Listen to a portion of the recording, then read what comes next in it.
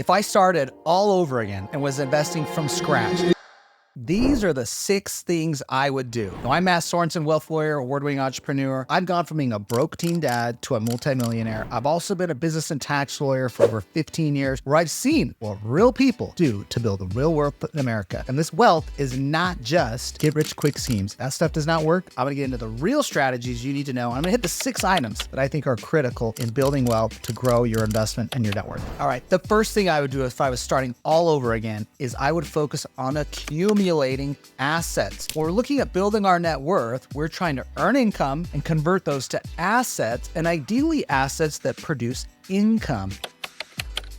One of the biggest regrets I've heard from investors, and I felt myself, is not the investments they passed up, but the investments they owned, like a rental property or even a home that they then sold. Why would you sell an asset that can pay for itself, like the home you first bought, your very first home, that you could have moved out of and turned into a rental property, that buy and hold rental that already had debt on it, that already had a mortgage, that would have cash flowed, that would have put money in your pocket and appreciated? Why did you sell that? So the first tool is focus on accumulating assets. Don't sell assets. I like to think of every home you buy is going to be your next rental property. If you're moving up, you're getting the income and it's disposable, you can buy a bigger house, your family situation change, you move for a job or business, don't sell it, rent it. That is an asset that's going to appreciate over time. Me, myself, I can look back at the properties I've owned. Some of them, they're properties that were prior residents of mine that I did convert into a rental, but then I sold. Here's why I sold them. One of them I sold because I'd moved out of it and it was coming up on 3 years and I could have taken the sell of home exemption. So I decided to sell it so that I could get the sell of home exemption. I was already out.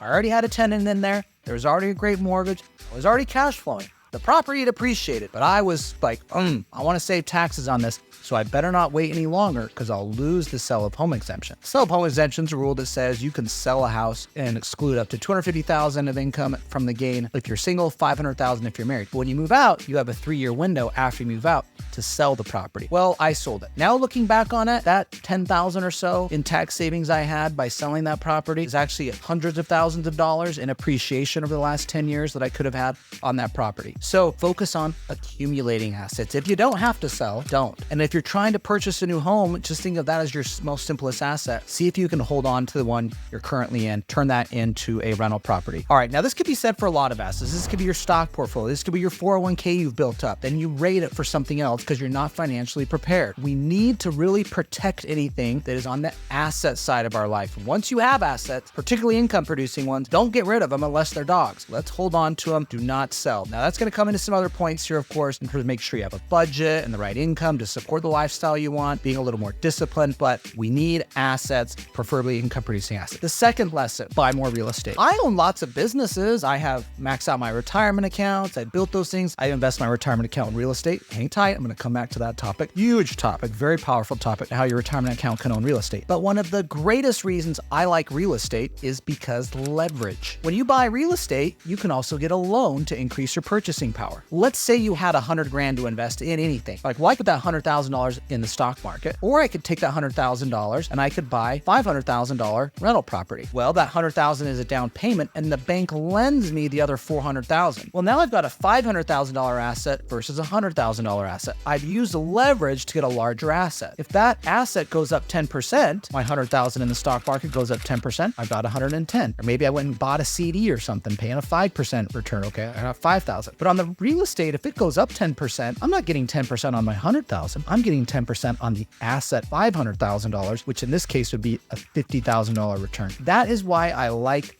real estate. That's why most real estate investors like real estate, is you get the ability to leverage and increase the purchasing power by using the bank's money or creative finance using the seller's money. But the bottom line is it takes less money to get greater return. Now, real estate investing is for the long haul. Maybe you're flipping properties and doing things like that, but by and large, most clients that I've seen have success. People who come in like, I'm doing my estate plan. I built 20 million in assets. You're like, what did you do for it? I had a regular corporate job. My spouse worked and we just built and saved assets. I'm telling you, those people exist out there, but they've been disciplined and they've accumulated assets. They use rental real estate as a great tool, and they're getting the benefit of leverage, which gives them bigger purchasing power. All right, now the third principle, be on a budget. I know you're like, Matt, great, don't want to hear it. How do I make more money? I'm going to get to that. We're going to come to that. But you need to be on a budget. I don't care what income level you're at. I have clients that are making over $1 million a year that are broke. The only thing they have is their income. They do not buy assets. They spend every penny on nice cars and on vacations and eating out. And it's crazy. You think, wouldn't 250 grand be enough for that?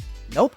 It's not. You'd be shocked. I don't care what income level you're at. You're at 50K, 100K, 400K, a million. Whatever income level you're at, you need to be on a budget. The key to getting wealthy is not about what you make. It's about what you save and invest. You can set money aside. We got to get to saving, and that requires being on a budget. And we got to take those savings and start investing it. Because the whole goal of building wealth is I want my money working more for me, not me working more for me. How do I get more money working for me? Well, everyone, unless you could, you marry it or you inherit it. I mean, maybe that works for you. That's not my plan, but we've got to figure out how to make it, save it, set it aside, don't spend it, and then invest it into assets. Whether this is rental real estate, whether you're going in the stock market, we'll get to that. Whether you're maxing out your retirement accounts, we're going to get to that stuff I love. But there's a foundational principle here is you have to set money aside. And I know sometimes it might be only $100 and that might not seem like a lot, but that money goes a long way. If you look at how that compound over time, that could be a significant return for you in 20, 30 years of investing. Now, of course, you can accelerate that. Maybe you want a 5 or 10 year plan to build and grow wealth. That takes more discipline.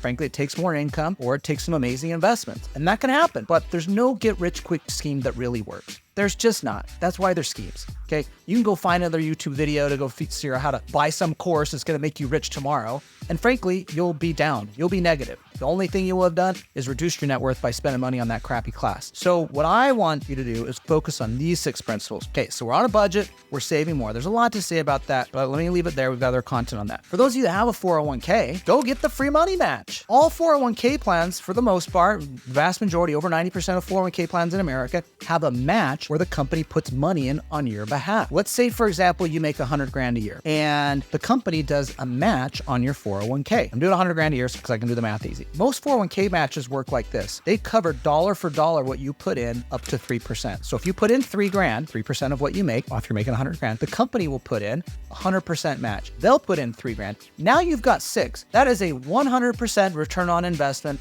right there. Immediately, you've doubled the value of your 401k because you put money in to get the company's free money match. This is easy money. You should be picking this up. This is also building your long-term retirement. We need to be building up retirement accounts. There's a reason the number one asset people rely on in retirement is not Social Security. It's not their home. It's their IRA or 401k. There's a reason for that. And the reason for it is there are tax efficient ways to save. And if you're working for another business that offers this match, you've got to take advantage of it. Get as much of that to get the free money. It gives you 100% return immediately to grow and build your wealth. Now, I've got a lot of other content on 401ks for you small business owners. There's something called a solo 401k where you can be matching and putting $69,000 a year. I've got a video here just about the solo 401k because for you small business owners, you're like, no company's throwing in the money. It's me. It's not free. I get that. There's another strategy for you. It's called the solo 401k. The next strategy, start a side business or a side hustle. There is millions of small businesses and side hustles being set up every year. It is a way to increase your wealth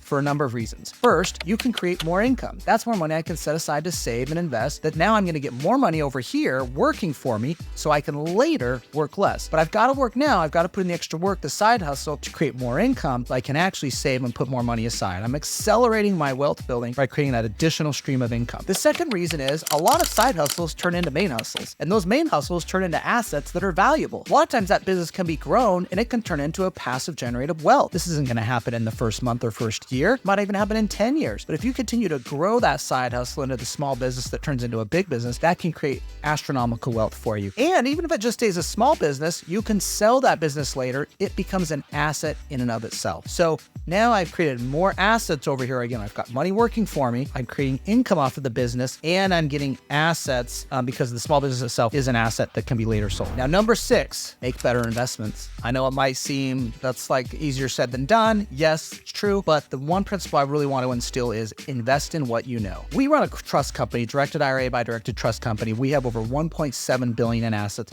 of clients' retirement accounts that are invested in a lot of things, not stocks, bonds, and mutual funds. Now you can invest in that. I want to talk about that, but you can invest your IRA or 401k in real estate, in startups, in small businesses. You can do private money lending of it. These are all assets that are retirement account, but you can be doing this with your personal money. I don't care what type of money we're talking about, your IRA, your 401k, your personal funds. The first principle is invest invest in what you know. And don't feel like you just have to invest in the stock market. That's one option, but it's not the option, okay? There are lots of other places where you can invest your money, from the real estate market to other small businesses, to startups, to venture funds, to private equity, to private lending your money, whether it's your IRA or 401k or your personal funds. These are all ways you can use to build and grow wealth. My IRA right now is a private money lender. I've owned rental real estate in my retirement account, and I've also private lent my money, where I've lent my IRA or 401k. Right now, it's lended right now, 12% interest and 2 points. That's a heck of a lot better I'm getting in the stock market. By lending my money at 12% interest and 2 points, I'm getting a 15% annual return on my money. I will double my account every 5 years. By not putting more money in at all, my retirement account will double every 5 years at that type of rate of return. If I'm getting 8% rate of return, by the way, guess how much it takes my retirement account to double? 9 years, okay? This is the rule of 72, if you're familiar with it. Tells you how long it takes your money to double. But if I'm getting a 14% rate of return, my account could double every 5 years. That's huge because now I'm creating more wealth. And I'm doing it by investing in what I know, not just taking what's put up right in front of me by Wall Street and saying,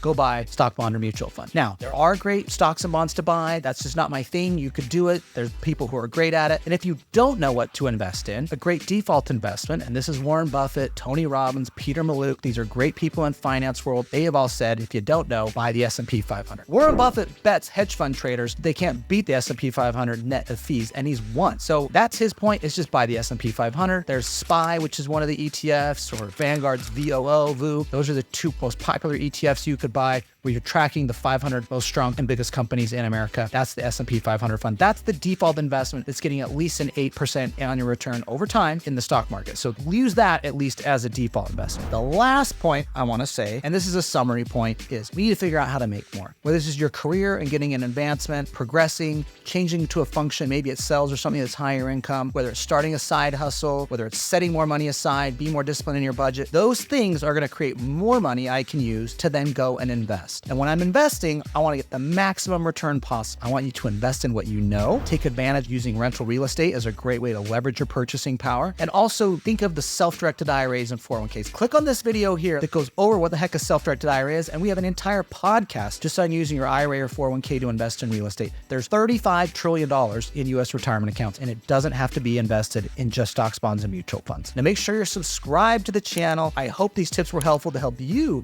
take control of your financial future. We are live every week, Mondays at noon, talking about how to build your wealth on our YouTube channel and our private Facebook group. We hope to see you there.